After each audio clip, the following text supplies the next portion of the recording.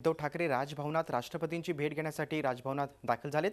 सदिच्छा भेट असे कारण असलं तरी भेटीमागे शिवसेनेकडून ही दबावाची खेळी असल्याचं बोललं जाते। कर्जमाफी मुद्द्यावर मुख्यमंत्री शिष्टमंडळासह केंद्रीय मंत्र्यांची भेट घेणार असले तरी त्याआधी उद्धव ठाकरे हा मुद्दा राष्ट्रपतींसोबत चर्चा करतील अशी शक्यता आहे। राष्ट्रपती निवडणूक वारे वाहत असून त्या दृष्टीने दबावाचे वातावरण शिवसेनेकडून सुरू आहे।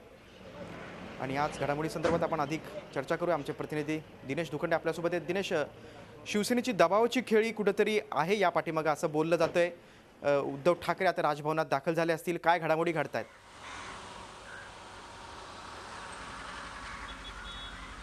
होय, नक्कीच। प्रणव मुखर्जी यांच्या राष्ट्रपती पदाची मुदत आता संपत आलेली आहे आणि स्वतः शिवसेनेनं UPAच्या राजवटीमध्ये प्रणव मुखर्जी यांना राष्ट्रपती पदासाठी पाठिंबा दिला होता।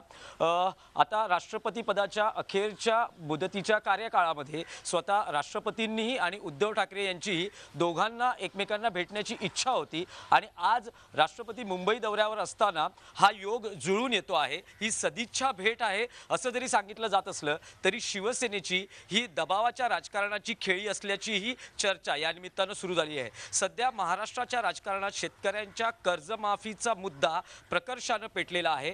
विधिमंडळ अधिवेशनात त्याचे तीव्र पडसाद उमटत आहेत।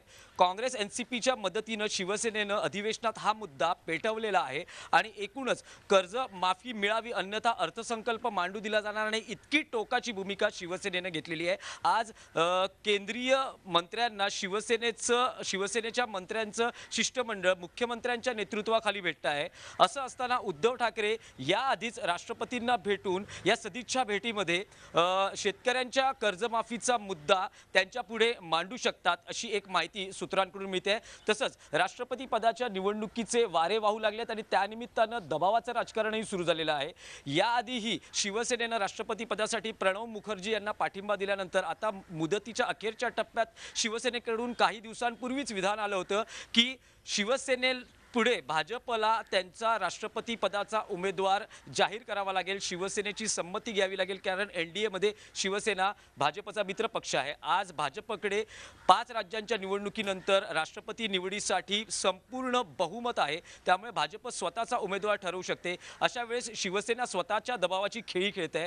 काही महिन्यांपूर्वी शिवसेना खासदारांकडून असंही एक विधान आलं होतं की प्रणव मुखर्जी यांची कारकीर्द राष्ट्रपती पदाची कारकीर्द ही कुठल्या वादांशिवाय राहिलेली आहे, त्यामुळे त्यांना जर रिपीट केलं या पदावर तर शिवसेना कुठलीही हरकत घेणार नाही।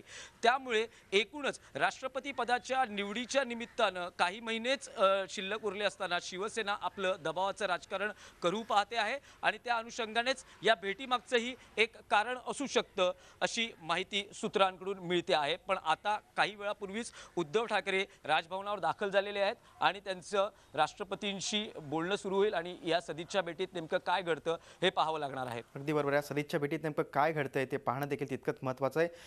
दिनेश, तुम्ही दिलेल्या सविस्तर माहितीबद्दल धन्यवाद। झी 24 तास रहा एक पाऊल पुढे।